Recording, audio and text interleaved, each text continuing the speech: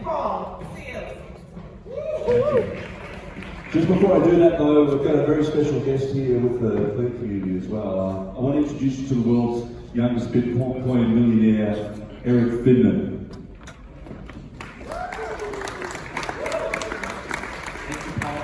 All the way from Australia, makes endless crocodile Dundee jokes, endless. So happy to be here in, pardon my French, shoot. Let me put this here. Shoot, okay, so glad to be here in Utah. I'm originally from Idaho, so we got our Idaho boys in the audience. I love it. It's a deep loyalty, it's a deep brotherhood. But yeah, Paul introduced me, yes, the people sometimes annoyingly refer to me as the youngest Bitcoin millionaire, but it's not a bad title. Basically, if you want to know a little bit about my background, before I get into, I guess, the overall message, is when I was 12, my older brother and I were a little bit weird. My oldest brother, he was like the hardest core of libertarians, so maybe not that weird, and then I was a weird tech guy. And I was 12, and he brought me to this protest. And it was at the Jefferson Memorial, and some guy, it was a Footloose-like protest, he got arrested for dancing. And so that we had to go protest that. That's unacceptable in the United States. So my older brother, he brought me to this protest, and they had riot police on horseback, and a Black Hawk helicopter circling. This is good, you can look up videos of this. And a Black Hawk helicopter circling, like Vietnam style, hanging on the side with a machine gun, and it was terrible. And eventually, the dance party got a little testy there, and we were on the run, actually, from these police. The protest scrambled. And in the middle of this run, some guy, this was like 2011, had this orange bead on his shirt that looked like a dollar sign. And I was like 12-year-old, I was like, what's that? You know, kind of being funny when we're in the middle of this run. And he's like, it's Bitcoin, man. It's gonna end Wall Street, bro. And he's like, ran off after that. But anyways, me and my older brother, he was 10 years older than me, so I was a little bit of a surprise to my parents. But we went back, and my grandmother had given me $1,000 for my scholarship fund to her, I guess, favorite, clearly, grandson. And I tried to give it back, but she was like, no, put it to your scholarship fund. And I didn't do that. I put it into Bitcoin instead. And then, so Bitcoin was like $10 at the time, so that was about 100 coins. That was enough to get me going. After that, I was mowing lawns.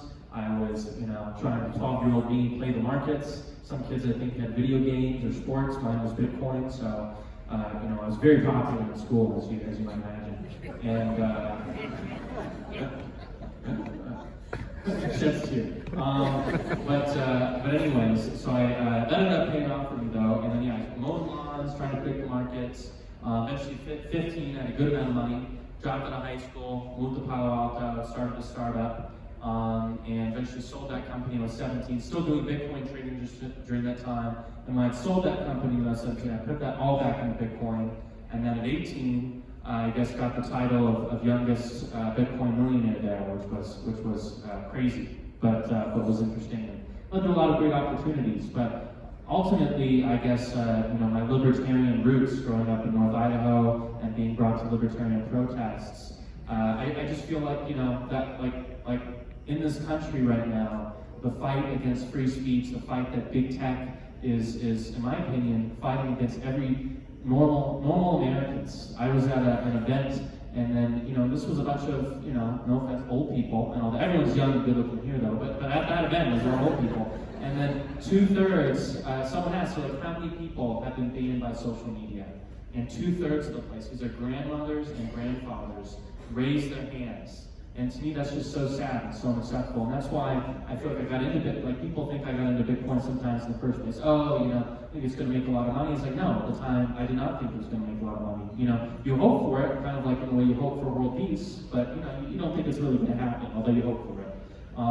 But yeah, the beauty of blockchain technology and crypto is that it gives such an amazing tool to actually fight back against these, in my opinion, corporate oligarchs and big government that try to oppress people and take away their voice. And what?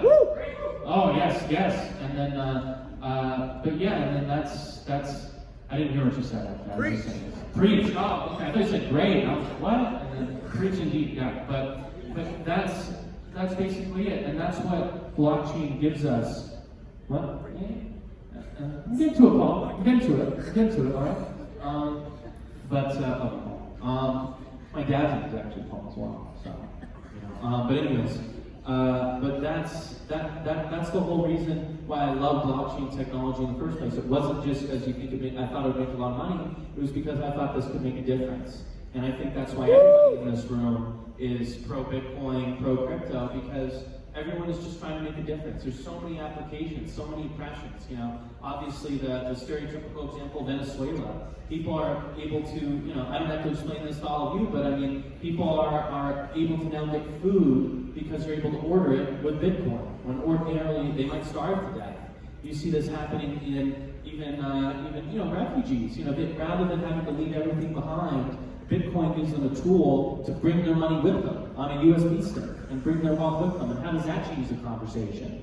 Let's say if you have people in South Africa or Eastern Europe or wherever in the world that where there's refugees, and you're able to bring your money with you. And that's what's so beautiful about crypto. And that's why I ended up working with an amazing guy named Michael Proper, who I bought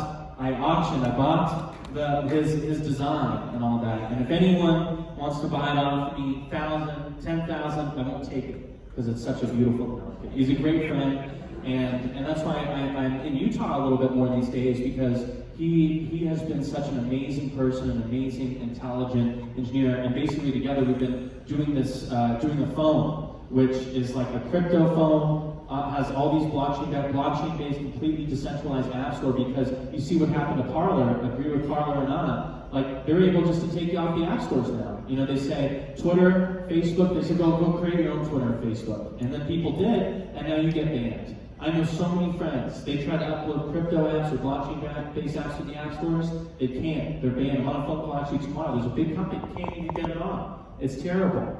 And that's why, with Michael and his amazing talents as a brilliant engineer, right here in Utah, have been able to build a phone that's, again, completely blockchain-based, completely crypto-based, that allows, in my opinion, you can have the best software in the world, but it doesn't matter if you don't have your own hardware. And I think as a movement, we need to decentralize our hardware, because right now it's in the power of big tech, with AWS, Amazon, and Google, and that's why brilliant alternatives. That's why I'm here in Utah. Utah's where it's happening, which is really interesting. Woo!